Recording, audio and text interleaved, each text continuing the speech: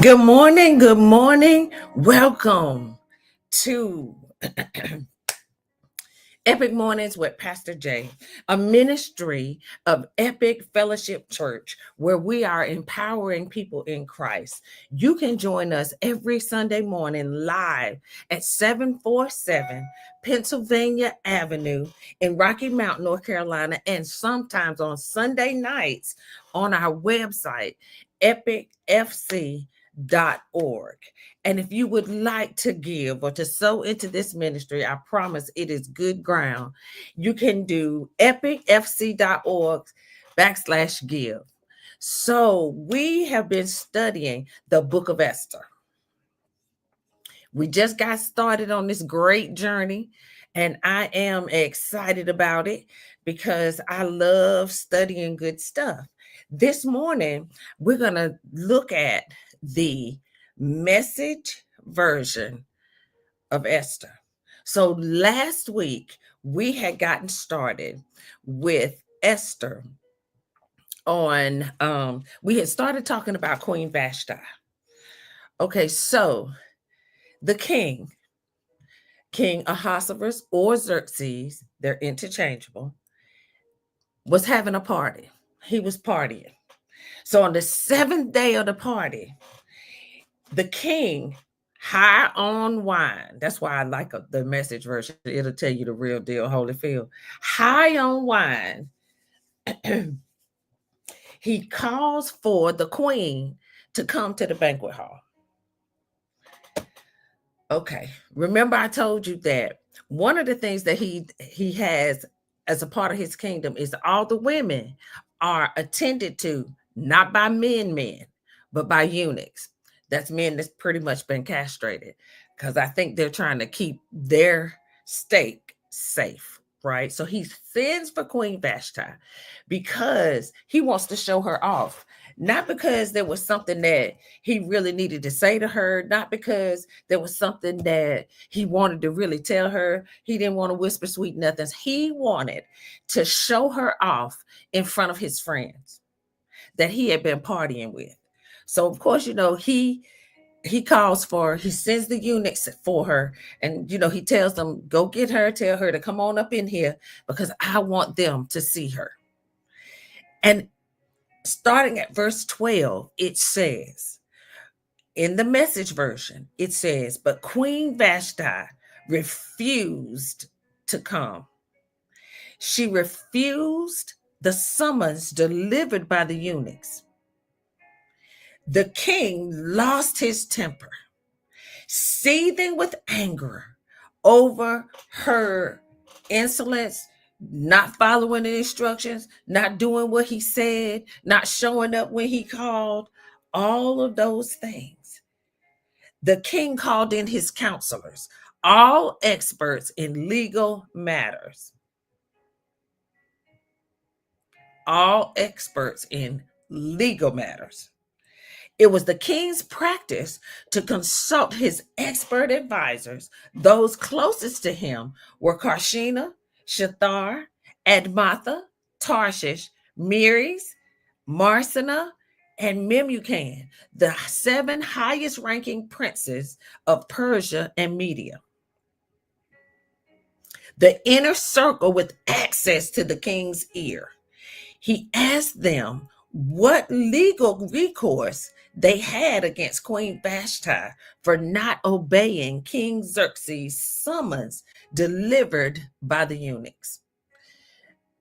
When I read this, I found it to be interesting that you were summoning her because you wanted to show her off. But when she doesn't show up, it is now a legal matter. Interesting, right? I wanted you to come because I just wanted to show you off to the people.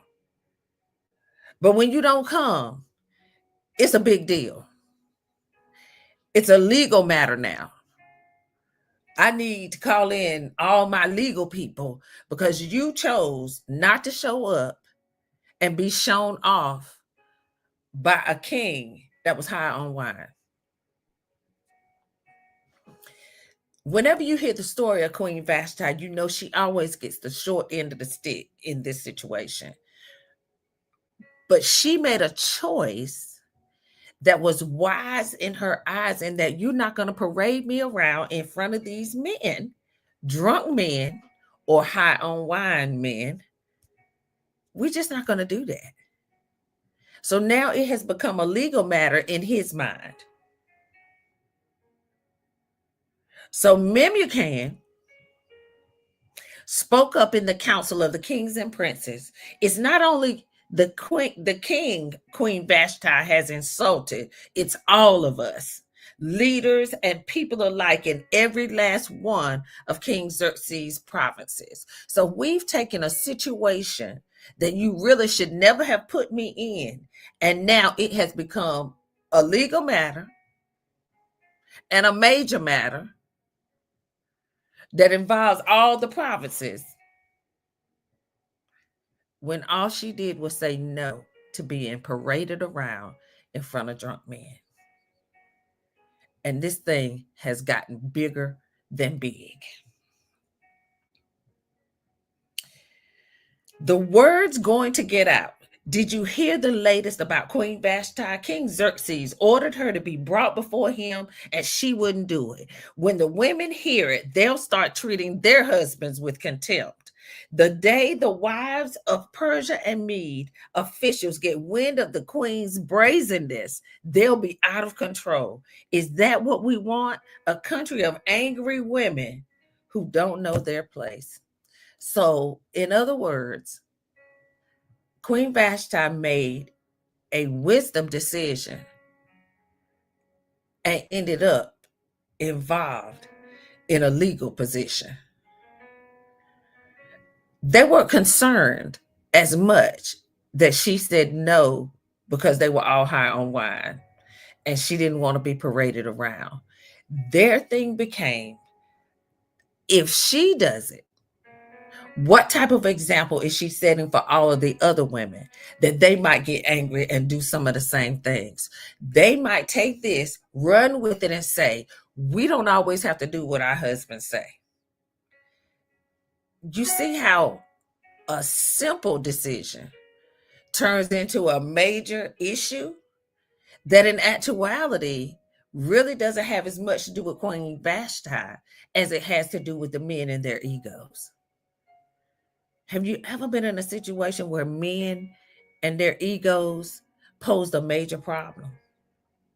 Because it wasn't as much about her not coming as it was as much about their egos and their concern that their wives and significant others might choose that same road if placed in a situation similar. They could care less about that she didn't actually show up. What they cared about was what it actually could do for the other women in the province. Interesting, right? Does it sound familiar? Are we somewhere in that same type of situation even right now? It's not about this as much as it's about that. So now the king is placed in a position where he has to do something. Even if he came down off his wine, decided to change his mind or to do something different, he can't now. He has to go through with this thing. Have you not seen certain things that they have to go through with it now? Because it's a big thing when it really didn't have to be a big thing. He could have kept on drinking with the fellas and just, kept that thing on the hush hush between them. But no, now he calls in the legal people and he's got to make it bigger than it is, because there was probably someone in his ear saying, well, Ken, you can't let her do that. Because, if she do that, then all the other wives might try it. And since we don't want to have that kind of insurrection around here where all the other wives get upset about a thing and they decide they're not going to do what we tell them to do. So it's not as much about Queen Vashti as it is about the men. Isn't that amazing? Have you ever noticed that before? So now She's now in a situation where they are going to determine what her next steps are going to be. All because she made a decision not to be paraded in front of drunk men. It went from, I made a wise decision for myself, to, oh my goodness, all the wives might do this. So we got to do something with her and make her the example, because all the other wives might try to do the same things. And so we don't want that to happen. So we got to deal with her and this situation right now. So then we get to verse 19. So if the king agrees, let him pronounce a royal ruling and have it recorded in the laws of the Persians and the Medes, so that it cannot be revoked, that Vashti is permanently banned from King Xerxes' presence. And then let the king give her royal position to a woman who knows her place. When the king's ruling becomes public knowledge throughout the kingdom, extensive as it is, every woman, regardless of her social position, will show proper respect to her husband. Isn't it amazing how one decision led to a major issue? Queen Vashti thought she was making a wise decision not to be paraded around naked in front of her husband's friends. Okay. Good morning, Elder Tilda. And now it has become a huge thing, but it's become a men thing. How often does that happen, y'all? A thing that really should only be decided by women ultimately becomes a man thing, and the decisions belong to them. They weren't concerned about Queen Vashti. They really weren't concerned about King Xerxes. They were only concerned about the fact that because she said no, all the rest of these wives might mess around and say no. So we got to do something with her so that the other women don't follow her lead. When I realized that, I was like, my goodness. But at the same time, know that God's hand is still on the situation. So Queen Vashti is banned from the kingdom. Now, the thing that's also interesting is you banned her from the kingdom, but then you didn't stop her voice. You didn't take her voice. You just banned her from your kingdom. So what is there to keep her from going on out and talking to the other women in the other provinces, or going to another place and still advocating for what she felt was right? You just stopped it in your area. Isn't that something? So you just stopped it for the current time. And now the goal is to find a woman that will do what I say no matter what. So Queen Vashti had her place. She made her decision. They banned her from the kingdom in order that Esther could find her place and ultimately change the lives of many. Now, they were concerned about Queen Vashti changing the lives of many, but not realizing that they're setting this thing up as God ordains it for Esther to also save the lives of many. All right, that's it for today. I thought I'd share that with you. It was just so clear to me that Queen Vashti's situation is similar to some of the things that we're dealing with even now. That we as women might not have a voice in a thing because the men are threatened by our voice. That's right, Elder Tilda. No man can stop the plans of God. That's right. God still was able to do what he needed to do in spite of what they did to Queen Vashti. You banned her, but you didn't take her voice. You put her out, but you didn't take her voice. But by her being removed from the situation, you're going to allow another woman to come and save the lives of many. All right. See y'all next Monday. We're going to keep diving into this thing. But just remember, you might be banned from a place, but they didn't take your voice. What is it that you need to speak up about that is unfair, whether it's in your workplace, whether it's in your house of worship, whether it's in your family?